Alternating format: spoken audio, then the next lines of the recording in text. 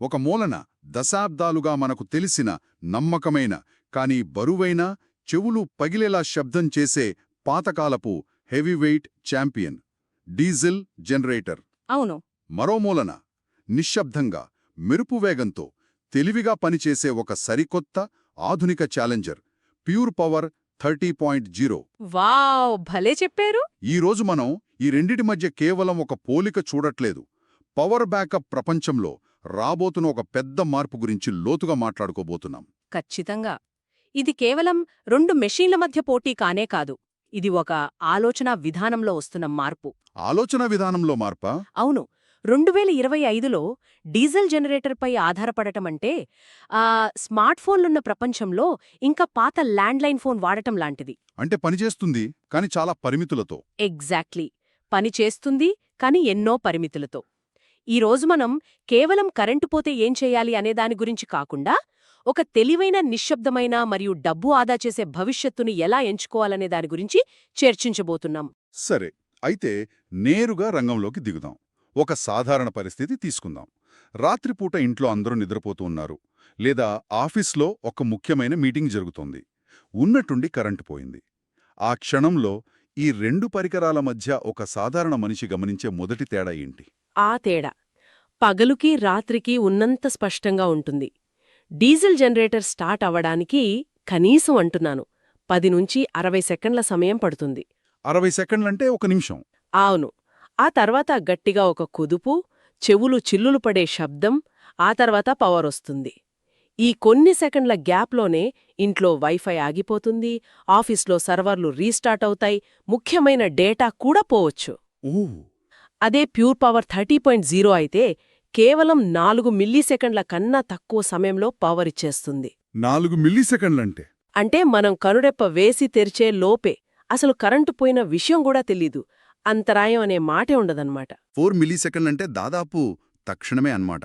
సరే, వేగం పక్కన పెడితే డీజిల్ జనరేటర్ అంటేనే నాకు గుర్తొచ్చేది ఆ భరించలేని శబ్దం, పొగ. దాని గురించి కొంచెం వివరిస్తారా? అది మన రోజువారీ జీవితంపై ఎంత ప్రభావం చూపుతుంది? అది చాలా పెద్ద సమస్య. డీజిల్ జనరేటర్ శబ్దం దాదాపు 95 డెసిబెల్స్ ఉంటుంది. 95 డెసిబల్స్ అంటే? అంటే ఒక విమానం టేకాఫ్ అవుతున్నప్పుడు మన పక్కన నిల్చుంటే ఎంత శబ్దం వస్తుందో అంతా. అలాంటి శబ్దంలో పిల్లలు చదువుకోగలరా, లేదా మనం ప్రశాంతంగా పనిచేసుకోగలమా? అసాధ్యం. ఇక దాని నుండి వచ్చే పొగ, అందులో కార్బన్ మోనాక్సైడ్ లాంటి విషవాయువులుంటాయి. అది మన ఆరోగ్యానికి, పర్యావరణానికి కూడా చాలా ప్రమాదకరం. అందుకే కదా దాన్ని ఎప్పుడూ దూరంగా బయటెక్కడో పెట్టాల్సి వస్తుంది. నిజమే. దీనికి పూర్తి భిన్నంగా ప్యూర్ పవర్ 30.0 పనిచేస్తున్నప్పుడు శబ్దమే రాదు. సున్నా పొగ, సున్నా వైబ్రేషన్. ఎంత ప్రశాంతంగా ఉంటుందంటే దాన్ని మన బాల్కనీలో గానీ, ఆఫీస్లో మన పక్కనగానీ పెట్టుకోవచ్చు. ఓకే, అనుభవం విషయంలో ప్యూర్ పవర్ చాలా చాలా మెరుగ్గా ఉంది, అర్థమైంది. కానీ ఇక్కడే నాకొక ముఖ్యమైన సందేహం వస్తుంది. డీజిల్ జనరేటర్లు దశాబ్దాలుగా నమ్మకమైనవిగా పేర్పొందాయి. అవి ఎంత పాతవైనా మొండిగా పనిచేస్తాయంటారు. మరి కొత్త బ్యాటరీ టెక్నాలజీ ఇంత సున్నితంగా కనిపించేది, ఉదాహరణకు ఒక హాస్పిటల్ ఐసీయూలో లేదా ఒక డేటా సెంటర్లో, అంత నమ్మకదగినదని మనం ఎలా చెప్పగలం? చాలా మంచి ప్రశ్న అడిగారు. ఇది చాలా మందిలో ఉండే సందేహమే. నమ్మకం అనే పదం ఇక్కడ చాలా ముఖ్యం. డీజిల్ జనరేటర్లో కదిలే భాగాలు చాలా ఉంటాయి. ఇంజన్, పిస్టన్లు, ఫిల్టర్లు. అవును, మెకానికల్ పార్ట్స్ ఎక్కువ. కరెక్ట్. వీటిలో ఏది ఫెయిలైనా జనరేటర్ ఆగిపోతుంది. అందుకే దానికి నిరంతరం మెయింటెనెన్స్ అవసరం. ఆయిల్ మార్చాలి, ఫిల్టర్లు శుభ్రం చెయ్యాలి. కానీ ప్యూర్ పవర్ అనేది ఒక సాలిడ్ స్టేట్ పరికరం. ఇందులో కదిలే భాగాలు దాదాపుగా ఉండవు. అంటే మెయింటెనెన్స్ తక్కువ అన్నమాట. మెయింటెనెన్స్ 0. ఇది అత్యాధునిక లిథియం ఫెర్రోఫాస్ఫేట్ అంటే ఎల్ఎఫ్పి బ్యాటరీ టెక్నాలజీతో పనిచేస్తోంది. ఈ టెక్నాలజీ ఇప్పుడు ఎలక్ట్రిక్ కార్లలో వాడుతున్నారు. కార్ల కన్నా ఎక్కువ కఠినమైన పరిస్థితులు ఇంకెక్కడుంటాయి చెప్పండి? నిజమే. కాబట్టి వాస్తవానికి మెయింటెనెన్స్ అవసరం లేని ప్యూర్ పవర్ సరైన మెయింటెనెన్స్ చేయని డీజిల్ జనరేటర్ కన్నా చాలా రెట్లు నమ్మకమైనది. అంటే తక్కువ భాగాలు, తక్కువ సమస్యలు. ఇది ఆసక్తికరంగా ఉంది. ఇప్పుడు అసలు విషయానికి వద్దాం. డబ్బు. ఈ కొత్త టెక్నాలజీ అంటే ఖరీదు కూడా ఎక్కువే ఉంటుంది కదా. ప్రారంభంలో ఎంత ఖర్చవుతుంది? ఇక్కడే చాలామంది పొరపాటు పడతారు. కేవలం కొనేటప్పుడు అయ్యే ఖర్చు మాత్రమే చూస్తారు. అవును, మీరు అన్నది నిజమే. ప్రారంభంలో ప్యూర్ పవర్ 30 ధర ఇన్స్టలేషన్తో కలిపి సుమారు 7.5 లక్షలు. ఓకే. అదే డీజిల్ జనరేటర్ ఇన్స్టలేషన్తో కలిపి 6.5 లక్షలు, అంటే ₹1,00,000 ఎక్కువ ఆ ₹1,00,000 అదనంగా చూడగానే చాలామంది వెనకడుగు వేస్తారు. పేస్తారు. పాత టెక్నాలజీ వైపే మొగ్గు చూపుతారు. కానీ ఇది పూర్తి చిత్రం కాదు, కేవలం ట్రైలర్ మాత్రమే. అయితే అసలు సినిమా 10 ఏళ్ల ఖర్చులో ఉందంటారా? ఈ టోటల్ కాస్ట్ ఆఫ్ ఓనర్షిప్ అనే లెక్కను కొంచెం విడమర్చి చెప్పండి. ఒక బండి కొన్నప్పుడు పెట్రోల్ ఖర్చు చూసినట్టు ఇక్కడ డీజిల్, కరెంట్ ఖర్చులు ఎలా ఉంటాయి? ఖచ్చితంగా. మనం ఒక సగటు లెక్క తీసుకుందాం. 10 ఏళ్లలో డీజిల్ జనరేటర్ను రోజుకు సగటున 2 గంటలు వాడితే కేవలం ఇంధనం కోసం, అంటే డీజిల్ కోసం, దాదాపు 42.5 లక్షలు ఖర్చవుతుంది. 42.5 లక్షల కేవలం డీజిల్ కోసమా? అవును. ఇది కాకుండా ప్రతి కొన్ని నెలలకు ఆయిల్ మార్చాలి, ఫిల్టర్లు మార్చాలి, మెకానిక్కు డబ్బులివ్వాలి. అదంతా అదనం. Oh my god. అదే ప్యూర్ పవర్ అయితే దాన్ని గ్రిడ్ నుంచి ఛార్జ్ చేసుకోవడానికి అయ్యే విద్యుత్ ఖర్చు 10 ఏళ్లలో కేవలం 9.6 లక్షలు మాత్రమే. 9.6 లక్షలు. అంతే. దీనికి ఎలాంటి ఆయిల్, ఫిల్టర్లు, ఇంధనం అవసరం లేదు. సున్నా మెయింటెనెన్స్. ఒక్క నిమిషం. 42.5 లక్షలెక్కడా? 9.5 లక్షలెక్కడా? ఇది నమ్మశక్యంగా లేదు. అంటే మొత్తం మీద కొన్న ధర, వాడకానికయ్యే ఖర్చు అంతా కలిపితే 10 ఏళ్లలో ఎంత తేడా వస్తుంది? మొత్తం లెక్కేస్తే 10 ఏళ్లలో ప్యూర్ పవర్ 30.0 కోసం అయ్యే మొత్తం ఖర్చు 17.1 లక్షలు. 17 లక్షలు. ఓకే.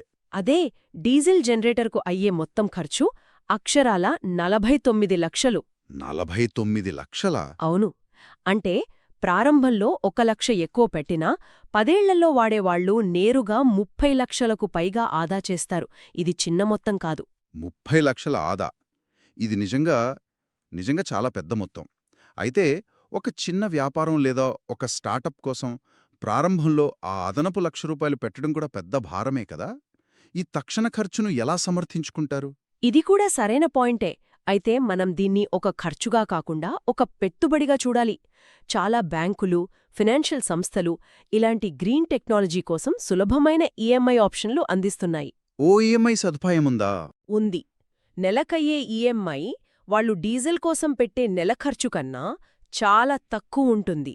అంటే మొదటి నెల నుండి ఆదా మొదలవుతుంది. పైగా శబ్దం, పొగ లేని వాతావరణం వల్ల ఉద్యోగుల ఉత్పాదకత పెరుగుతుంది. ఆ ప్రయోజనం కూడా లెక్కలోకి తీసుకోవాలి కదా. కరెక్ట్. సరే, ఆర్థికంగా చూస్తే ప్యూర్ పవర్ స్పష్టంగా మెరుగ్గా ఉంది.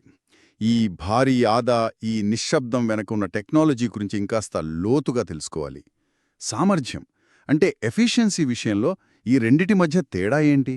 ఆహా, ఇక్కడే టెక్నాలజీలో ఉన్న అసలైన తేడా బయటపడుతుంది. డీజిల్ జనరేటర్ సామర్థ్యం కేవలం 30–35% మాత్రమే. 35%? అంతే. అంటే మనం పోసే ప్రతి లీటర్ డీజిల్లో 3/2 శక్తి కేవలం వేడి, శబ్దం మరియు పొగ రూపంలో గాలిలోకి వృధాగా పోతుంది. కేవలం 1/3 మాత్రమే మనకు కరెంటుగా వస్తుంది. అంటే చాలా శక్తి వృధా అవుతోంది. విపరీతంగా. కానీ ప్యూర్ పవర్ 30 సామర్థ్యం 97%. 97%? అవును. ఎందుకంటే ఇది శక్తిని మండించదు, నిల్వ చేసి అందిస్తుంది. అంటే శక్తి వృధా దాదాపు 0. 35% వర్సెస్ 97%. అంటే డీజిల్ జనరేటర్ డబ్బును వృధా చేయడమే కాకుండా శక్తిని కూడా విపరీతంగా వృధా చేస్తుందన్నమాట. ఇక వాటి పరిమాణం, ఇన్స్టాలేషన్ సంగతేంటి? డీజిల్ జనరేటర్లు చాలా పెద్దవిగా, బరువుగా ఉంటాయి కదా? అవును. ఒక 30 కేవీఏ డీజిల్ జనరేటర్ బరువు సుమారు 1270 కేజీలుంటుంది. దాన్ని కదిలించడం దాదాపు అసాధ్యం. బాబోయ్. దాన్ని ఒక సిమెంట్ బెడ్పై శాశ్వతంగా అమర్చాలి. దీనికి సివిల్ పనులు అవసరం. మొత్తం ఇన్స్టాలేషన్కు దాదాపు 48 గంటలు పడుతుంది. అదే ప్యూర్ పవర్ బరువు కేవలం 380 కేజీలు. అంటే దాదాపు 4వ వంతు. అంతే. దానికి చక్రాలు కూడా ఉంటాయి. దాన్ని ఒక పెద్ద ఫ్రిడ్జ్ని జరిపినంత సులభంగా ఎక్కడికైనా తరలించవచ్చు. కేవలం 4–6 గంటల్లో ఎలాంటి సివిల్ పనులు లేకుండా ఇంట్లో లేదా ఆఫీస్లో సులభంగా ఏర్పాటు చేసుకోవచ్చు. ఓకే, ఇది చాలా సౌకర్యవంతంగా ఉంది. కానీ నాకు ఇంకో సందేహం. 10 ఏళ్ల తర్వాత ఈ బ్యాటరీ పరిస్థితి ఏంటి? మన స్మార్ట్ఫోన్ బ్యాటరీలాగే దీని సామర్థ్యం కూడా కాలక్రమేణా తగ్గుతుందా? అప్పుడు దాన్ని మార్చడానికి ఎంత ఖర్చవుతుంది?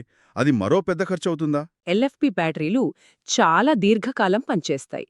వాటి లైఫ్ సైకిల్ చాలా ఎక్కువ. 10 ఏళ్ల తర్వాత కూడా ఇది దాదాపు 70–80% సామర్థ్యంతో పనిచేస్తుంది. ఒకవేళ బ్యాటరీని మార్చాల్సొచ్చినా అప్పటికి బ్యాటరీ టెక్నాలజీ ఇంకా చౌకగా మారుతుంది. అంతేకాకుండా పాత బ్యాటరీలను పూర్తిగా రీసైకిల్ చేస్తారు. వాటిలోని విలువైన లోహాలను తిరిగి వాడతారు. కాబట్టి అది డీజిల్ జనరేటర్ను పాత ఇనుము కింద అమ్మినట్టు కాదు. దానికి ఒక విలువ ఉంటుంది. భవిష్యత్తును దృష్టిలో పెట్టుకుంటే ఈ రెండు టెక్నాలజీలు ఎలా ఉన్నాయి? ప్యూర్ పవర్ని ఫ్యూచర్ రెడీ అని ఎందుకంటున్నారు? ఎందుకంటే డీజిల్ జనరేటర్ ఒకే పనిచేస్తుంది. డీజిల్ కాల్చి కరెంట్ ఇవ్వడం అంతే.